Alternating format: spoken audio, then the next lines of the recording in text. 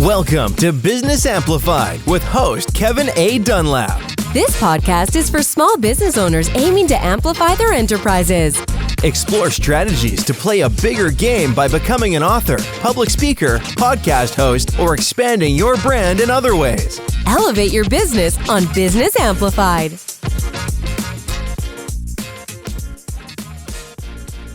Well, hello everybody. This is Kevin Dunlap with Business Amplified, and today I want to say, first of all, I want to say thank you for rejoining us today. However, today is somebody that I've known on and off for about a year or so now. She also lives in North Carolina, just like I do, and therefore I'll go ahead and introduce her. Her name is Nancy White. So, Nancy, welcome to the show.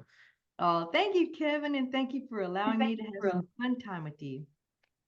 Well, it's my pleasure. I know you've and I've talked several times, and we talked about different kinds of business and other things, and we've even talked about referring people to each other. So, Nancy, for the audience that doesn't know who you are, or even the ones that do know who you are, could you tell us a little about who you are, what is it that you do, and why is it that you do it? Oh, thank you, Kevin. First and foremost, you and I are both have been in the entrepreneurial space for a while, and this is always a learning journey, and we're never going to stop learning. So corporate America kicked me out 40 years ago, and I decided that I was going to start this entrepreneurial journey, which has been an amazing journey over the last couple of decades. And one of the things I think for entrepreneurs especially is that you have to have that mindset that, you know what, I want to learn from others. I'm not going to be able to do it by myself. And it's not just like going to that 9 to 5 job where you can just leave it. So this has been great for me. I've started some businesses, some have flopped, some have, done great. I've sold some, but at the end, being in health and wellness in that space is so dear to me because I had a father that died when I was 9 of Hodgkin's, and I had a brother that died at 22 of leukemia. In fact, he was studying to be a doctor in the Navy and discovered his own leukemia, Kevin, and lived 2 years longer. So I have always been in this space of, again, researching, learning, doing all these things to find out ways to be as preventative as possible, but also to be as combative because, in this world that we live in, we're always going to be being bombarded, our minds, our bodies, and our spirits. But I love also, just like you, connecting people. And I've been leading networking groups for over 20 years. And I've had a franchise for a women's network group and had over 4,000 different ladies in my home and 150 nonprofits featured, and been part of Ewen Network for 20 years as a platinum member. So these are things we always want to find resources to be able to use for ourselves or to share. And to me, that's the beauty of networking. It's just not something that you're just going out there trying to just quote sell or finding your next client or customer. It's finding amazing resources for us to utilize and then also, again, to share with other people, which you do such a great job too, Kevin. Well, thank you, Nancy. And I will say that I also love networking. I love it especially for me during the times that was pre-COVID. And when I lived in Las Vegas, I used to go to a lot of networking events or like education-based networking events. Like, there's be a 3-day event, 4-day event. And I was living in Vegas at the time, and there's quite a few of them that happening in either San Diego or Los Angeles. And just going there, I met some of my closest friends were at these networking events. It's someone I would never do business with, but just having a like-minded person just to be around. Because that's one of the things I think that a lot of entrepreneurs suffer from, especially if they are a solopreneur, is that they are working solo. They're working by themselves, so that they don't have somebody they can bounce ideas off of. So having other like-minded people around, again, they're not going to necessarily be your customers, but they could be your accountability partner, or they could just be your friend, or they could be something on those lines. And back pre-COVID, I used to go to those conferences a lot. I mean, from 2000 and I would say probably 13 until 2019. I probably went to over those 6 years, probably at least 25 or 30 different conferences. And I mean, I really miss that. And COVID changed that because a lot of this stuff went online. But the thing is that face-to-face, shake somebody's hand, or that buddy you haven't seen in a while, just give them a big hug. And you can do virtual hugs, but those are not quite the same thing. No, and you can hug yourself, but again, it's not the same thing. So yeah. Yeah. Well, because I remember my very first accountability partner, I met at an event, and we became very, very, very close. And we ended up, oh, she was her heritage was Indian, but she was living in Vancouver, Canada at the time. I was in Las Vegas. And I mean, we're still very, very close friends. I mean, if I say anything about she's my brown sister, if I ever start talking about that, that's exactly who I'm talking about. And I remember we were accountability partners for about 2 years, where we would talk once a week, sometimes twice a week. And we got to realize that at that time that is an international call. The U.S. calling Canada or vice versa. So we had to figure out ways to get around that. Now we just use Skype, but Yeah. but before, excuse me, WhatsApp.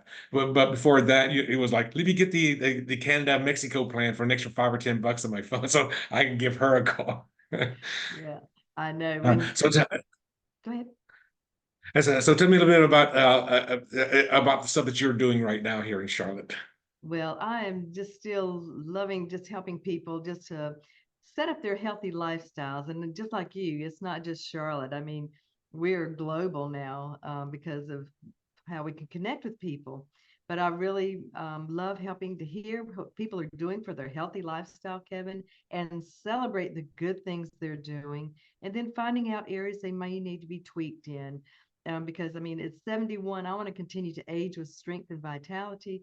And I think other people do too. Not everybody has that healthy mindset, but more and more as the closer to the next season of life we come to, people are being more aware and cognizant of the things that they're doing.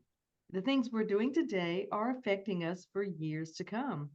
And a lot of people Mhm. don't realize our body completely regenerates every 6 to 8 years, then you might as well make a new good one.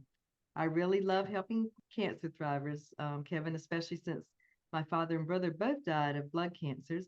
And I love giving people hope, especially when they've gone through some challenges that, they can do their best. And I love sending them some fun little tips and some things that gives them more peace of mind.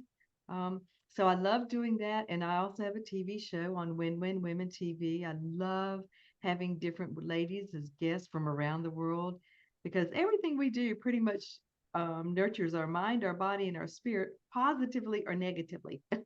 And so when we can find those ways to really lift up other people and to be able to bring some more joy and happiness and hope in the world, oh my goodness, who doesn't want or doesn't need by the end of the day after they have gone through listening and hearing to all the negative things or going through things of life, they need to have something that is going to be able to lift them up. And I love helping people just to, again, how to nurture that mind, that body, and that spirit. I call it BNR. We can bless and release, and you have to create openings to be able to receive things. And what do you think are some of the biggest challenges that your clients are going through? Is it that they have to change their lifestyle or change their health lifestyle because maybe they were just not always eating the best foods or consuming the right stuff? Well, one of the things I think most people, they just need to stop for just a moment and do an assessment just to see where they are. Because, a lot of things that we've been taught growing up or whatever, it becomes just natural and habits. And it's not, Hmm. for everybody forever. And again, as we go through different seasons of life, your body needs different things and um, different nutrients. And I would I was teasing a gal, she's a naturopath the other day, and I was talking to her about all the new, I call it fake food they're creating and they're manufacturing and things. And we were talking about how our bodies handle those types of things. So I think a lot of people right now are all so busy, Kevin, that they just need to stop for a moment, acknowledge again all the good things they're doing. But if they've got things that need to be tweaked, they need to be able to make that adjustment. And just like entrepreneurs, I mean, we set projects out and things, you've got your goal, you reverse engineer it, you go to those steps to be able to reach that goal. It's the same thing with ourselves and our health. We want to do those little things day by day, step by step. And and be able to reap the benefits. And that's one of the things I think a lot of people, I mean, when we were 20, we didn't care anything about when we were going to be 60 and what we were going to be doing.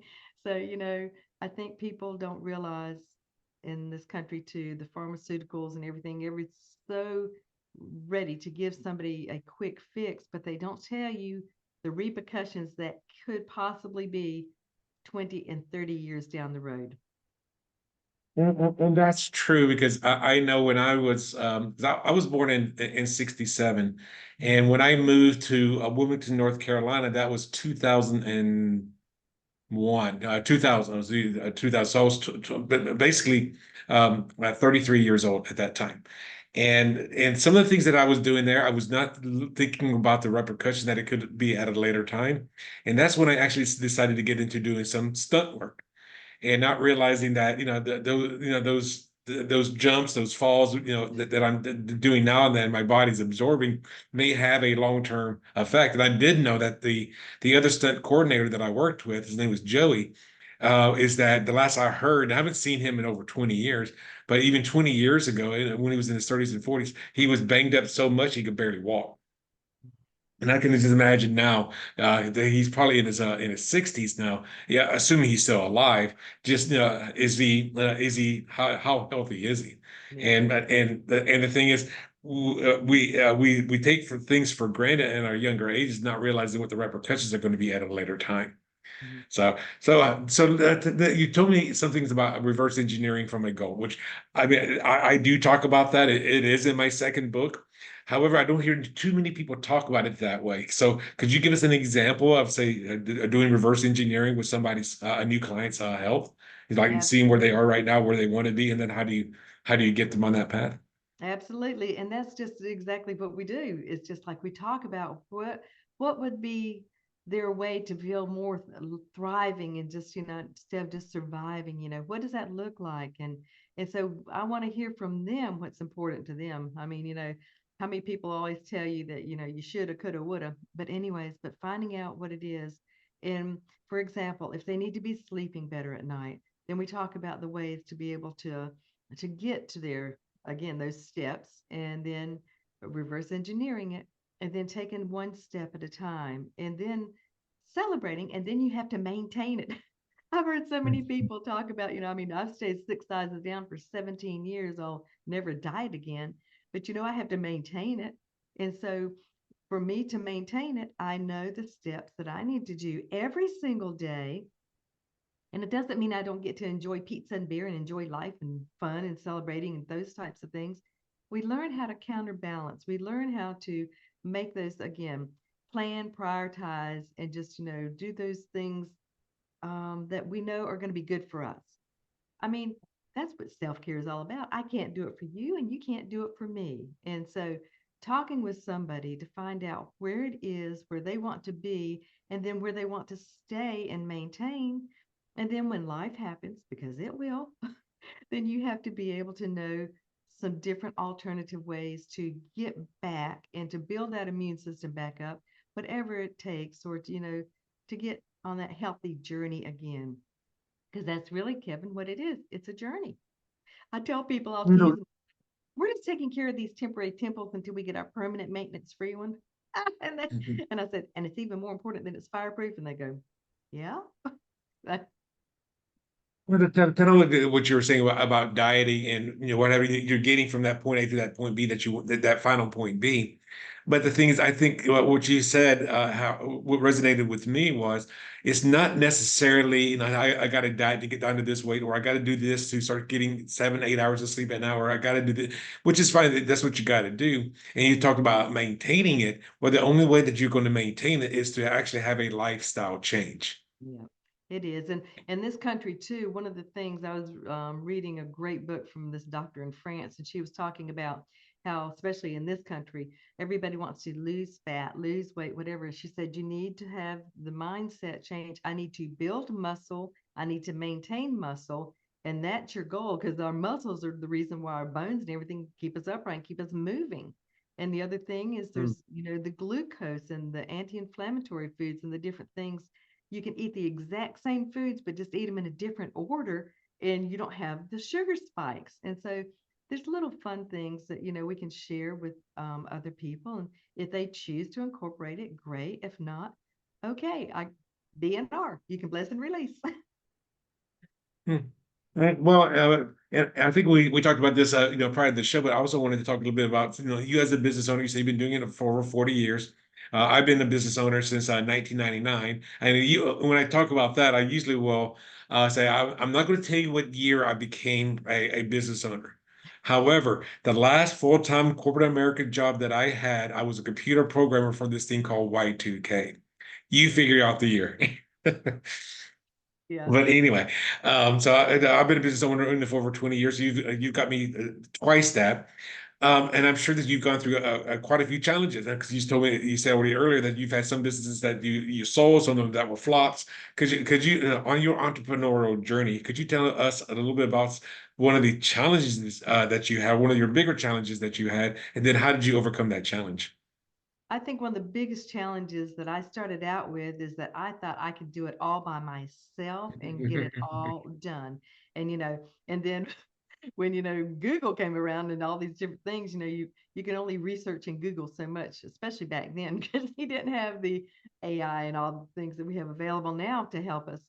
But I think asking for help and accepting it would have been one of my big things that I would have done differently, Kevin. Um, and because, somebody has the gifts and talents to create a website. I don't want to create a website. I mean, I tried and did all this kind of stuff, but also finding those great business resources for small businesses. And that, Mhm. and I've hired coaches and stuff in the past too, but there is so many great resources out there with SCORE and small business alliances and associations, and even, some of the chambers in different places. Shoot, we used to go to the library and get resources, from the government and stuff. But I think one of the biggest things is just like you said, you had an incredible accountability partner. You had somebody to be able to bounce ideas off with and to talk with. And I think it's so important to run those things past. If you've got a getting ready to launch or you're going to do something new, have some other people give you feedback. And it's not that, so much for, especially for women. I don't know about men, but when we come up with a new bright idea, we have to test it. We have to poll and find out if anybody's going to like it besides just us. And so, you know, I think it's really important, again, to bring in collaborations, to bring in partners, to bring in accountabilities, to have your own little mastermind groups, and then find the people that you trust, and that's usually through networking, to help you with those things, whether it's your computer tech, I mean, whether it's, your systems, whether it's, platforms that you're using. Marketing is huge. People think, I used to tell a lot of women, I say, you know what? We've got this great business, and we were just sort of like sitting in this closet. We're waiting for somebody to open the door, turn on the light, and go, yay, there you are. I've been looking for you. It doesn't work that way. Marketing and exposure, and in this day and time, oh my gosh, there's so much noise and so much stuff going on. How do you stand out? How do you, because there's always somebody that does what we do. We can't be so, there's always going to be that. And I believe in abundance. I believe there's more than enough for everybody. I mean, you definitely couldn't do all the work if you had everybody as your client and your customer. But again, collaborating, tapping in, bringing in, where there's two or more, that makes it stronger, that links. But finding, again, those resources and tapping into them.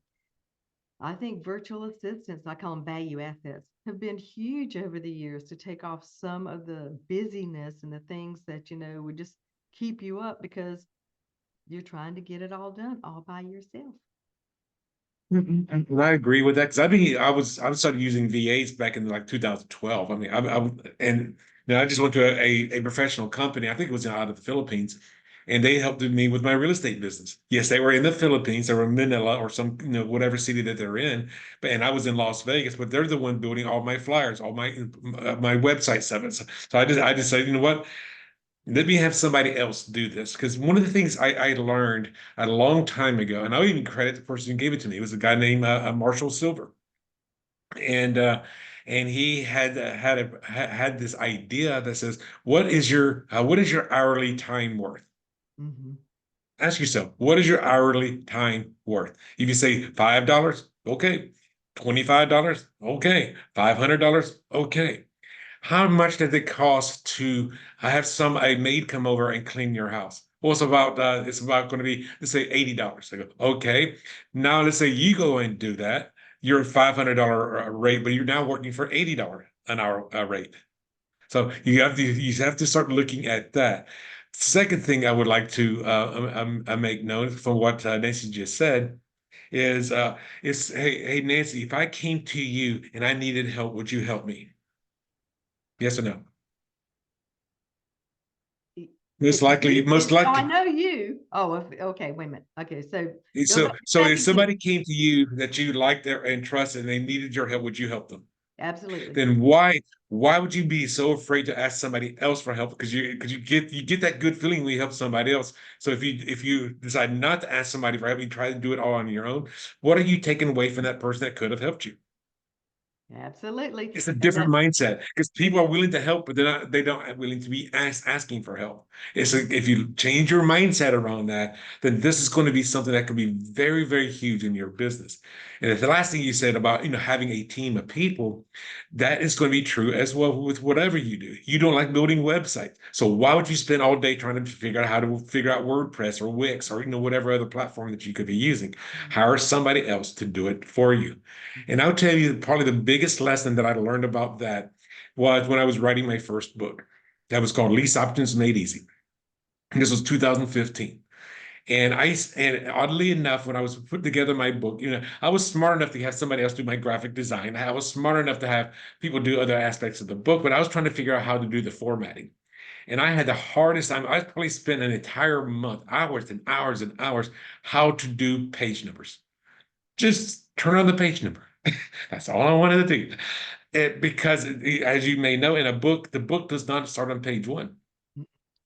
Page one is usually probably the 13th or 15th page in the book, especially if you've got testimonials and your cover page and your copyright page and your acknowledgments and about not about the author, but the foreword. You've got all of those other things, your dedications, all of that comes before, even your table of contents, all of that comes before your page one. And I spent hours trying to figure it out.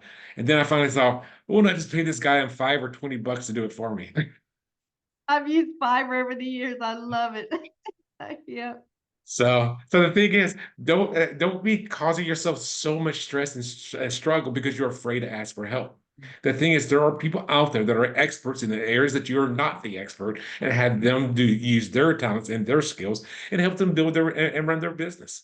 I mean, we're all a symbiotic relationship, between everybody on this planet. Why not help other people out? Yeah. If you pay somebody else to do your website and they can get it done, let's say in a week, and now you can open up your doors and have your online commercial business. Well, now, yeah, you may have paid a couple of $100 or a couple of $1,000, but now you're open for business and you can start raking in money and all kinds of money. Mhm.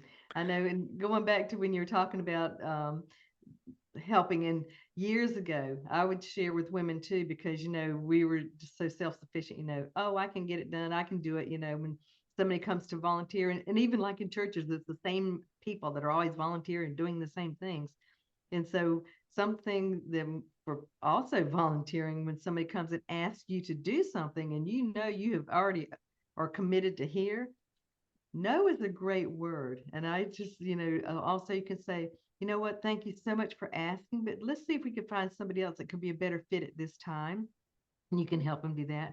But on the other hand, too, when you've got a need and somebody comes and they, just like you said, have that expertise or whatever, and they're volunteering, or even asking to be able to help you or whatever, it takes a blessing away from them if you go, no, thank you, because they were inclined to be able to come and offer that. And when you reject that, I mean, it's a domino effect. Everything we say yes to, we're saying no to. Everything we say no to, we're saying yes to. And being wise enough to be able to say, thank you, I would love to have your help, and yes, that would really help me in this situation. And you've just, like you said, it made them feel better. It's using their gifts and their talents. So I agree with you completely. It is. It's all about the relationships. Another word that just came to my mind, when you were saying all that, it's also good karma. It is. It's telling the universe that you're coming from abundance rather than scarcity. Yeah, it is. And that really even reminds me of a quote that I came up with a few years ago, and I have a meme for it. It's a person holding up a coin. It's a foreign coin. It's not an American coin. But it's got like a little gold one in the center, like one of the Canadian $2 or Hong Kong bills or coins. And what I said was, scarcity and abundance are the opposite sides of the same coin. Yep, it is. And So it is. then the second part of that quote was, which side are you looking at? You better flip that coin. I know. For that coin. So you shared with us about some of your challenges. Why don't you share us about one or two of your great successes? Now, as we know with this show, this Business Amplified show, is all about getting out of your comfort zone so that you can get more exposure, so that more people know who you are, and thereby increasing your business. So, what are some successes that you had by putting yourself outside your comfort zone? And it could be anything from going networking or doing something else. Well, I really see that one of the things that years ago too, especially talking about money, and money has to keep moving to make money and to grow. And sometimes when we work with one certain company or whatever, we feel like, we just have to stay focused on working with that one company. And I'm sitting there going, no, as long as it's not a conflict, then you need to make sure that you've got different streams of income coming in, filling up your pool. It doesn't have to be one just place. And I think being open and flexible to know when to let go of some things and then to be open to others. The only way we can receive is if we keep those hands open to release and to receive and to give, and they never close. And so I think some of my successes too is having, multiple streams of income, being able to see how money works as a tool. But also I think one of my biggest blessings is being able to sow into other people, Kevin. To be able to sow in some hope and some encouragement, some wisdom, some, from experience, some things being permission based. May I share something that might could benefit you? Or you know what? If you hear something and all of a sudden it just goes, and you can just say, you know what? May I make a suggestion how you could reframe that? Or maybe this is not the right time. So I think for me, again, it's all about those relationships, successes. Okay.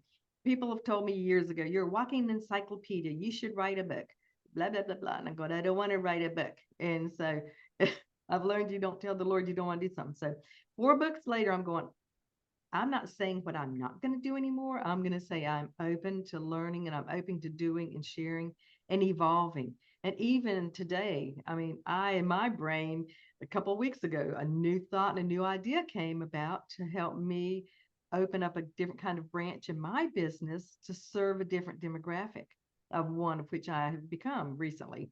So, I want to continually be learning, never stop, but also receiving and giving. And to me, as an entrepreneur, we get to pick and choose who we work with. We get to pick and choose our work times. If I'm going to work from the beach or whatever for 3 months or 3 weeks or whatever, I'm going to do that. If I choose that I'm going to just, take some time off to go through some other planning or uplifting times. I think that's the beauty of it. When you continually work towards getting to, we never quote you arrive. I mean, when you're an entrepreneur, you're always going to be an entrepreneur. And it doesn't matter, the time or whether it's a lot of time or short time. But when we're serving, to me, that's really, you never stop serving others. That was very well said. Thank you very much, Nancy. Mm. So Nancy, as we're wrapping up the show, if somebody here is resonating with what you're saying, either about their health or about something else, how could they get a hold of you? Well, they can just go to my website, thehealthysaleschick.com. I'm also on LinkedIn and social medias, but I love just setting up a time just to talk with people, just to hear their celebrations. But probably through my website, thehealthysaleschick.com, there's a way that they can set up a time to schedule just a fun time for us to chat for 20 minutes. Okay. Well, there you have it. It's at the Healthy Sales Chick, Mhm. CHICK.com. Yeah. Okay, there you go. And for those of you who are listening out to this show and you feel like maybe you've got a message or you've got something that you would like to share with the world, yeah, I will also volunteer to have you guys go ahead and schedule a 15-minute pre-interview with us. To see if your message actually resonates with our audience. And for that, you can go to businessamplified.net forward slash pre-interview. Again, that's businessamplified.net / pre-interview. Well, Nancy, I had a great pleasure having you on the day. I'm glad some of the things that you say, because these are things I've been saying to myself. I just don't hear other people saying. So that was a true treasure trove of information. So, Um, Nancy, any last words before we say goodbye? no, I want to thank you so much, Kevin, and I appreciate what you're doing for other people, bringing resources, great things to help other business owners to be able to just continually rise up and continue to scale. And you know what? If somebody wants to do something, do it, because we're not guaranteed tomorrow. So you better just take the whole leap and just say, you know what? I'm going to do it. Yeah, and I'm going to dovetail off that a little bit as well, because the last thing that you want to do is say, "Nah, I'm gonna put it off," and then 30 years later, 40 years later, instead of saying, "Gosh, I wish I did, I wish I could, I wish I did do that," and you have regrets. And that's the one, probably to me, one of the biggest problems, at least in American society. I can't tell about the other world, the rest of the world, is that a lot of people do have a lot of regrets for things they wish they would have done. So my thing is to dovetail off what Nancy said. Yes, just say yes and go do it, and then figure out how later. And that's one thing Richard Branson, I think I learned from him, was yeah, just say yes, figure out the how at a later time. So it's for an example, if someone says, "Hey, Joe Boss, would you like to give a talk to these 30 people?" and you've never given a talk before, you answer, what is your answer? It is going to be yes. Now, how the heck am I going to put together a talk? That's because that to me is one of the biggest inspirational things that you can do is when you put yourself under the fire and you step yourself outside your comfort zone. That is when true opportunity, in my opinion, that is where that resides. Absolutely. Well, Nancy, thank you for having us here. I do want to say thank you for those of you who are listening to the podcast. Join us for some of our other shows. Share our shows. Bring other people to the show. We try to give as much great information as possible in the short amount of time that we have. Usually, these shows are right around the 30-minute time slots. I want to make sure that if you're driving to work, driving home from work, this is the perfect time just for you to listen to a show. So, Nancy, thank you again for being here today. And guys, until next time, be amazing. Thanks for tuning in to another empowering episode of Business Amplified with Kevin A. Dunlap. If you found value in today's insights, don't forget to subscribe, rate, and share the podcast. Keep amplifying your business. And remember, your success journey is our inspiration. Until next time on Business Amplified, go out there and make your business thrive.